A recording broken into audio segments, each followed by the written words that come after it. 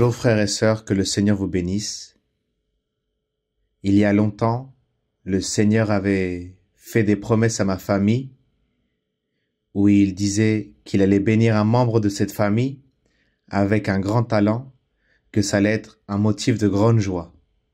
Plus tard, le Seigneur m'a fait des promesses et il me disait qu'il allait exaucer tous les désirs de mon cœur, que je ne devais pas me préoccuper car il allait être avec moi à chaque instant. Quelques jours avant mon voyage en France, le Seigneur m'a dit à nouveau que je ne devais pas me préoccuper, qu'il allait être avec moi, qu'il n'allait pas permettre que la peur et l'anxiété me dépassent et qu'il allait me donner les premières places. Un jour avant la finale, mon oncle Alfredo est venu, il m'a imposé les mains et à travers de cette imposition des mains, le Seigneur a parlé et m'a dit que le moment était venu de me donner ses premières places. Que tout cela était pour le glorifier et l'honorer lui. Et sa parole s'est accomplie. C'est ainsi que, le jour de la finale, je ne crois pas que ce soit une coïncidence que la plupart des athlètes ont chuté, et encore plus vers la fin de l'épreuve. Et cela était la volonté de Dieu. Sa parole vis-à-vis de ce triomphe s'est accomplie, et cela je le témoigne pour glorifier et honorer mon Père Céleste.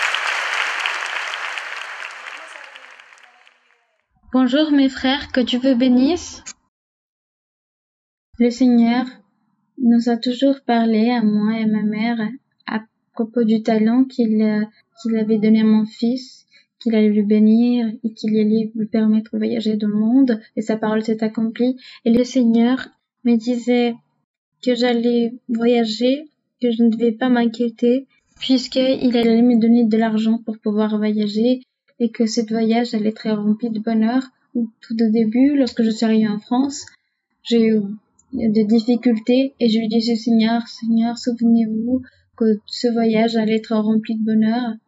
Ensuite, l'appartement que nous avions réservé n'était pas disponible, nous ne pouvions pas réserver d'autres.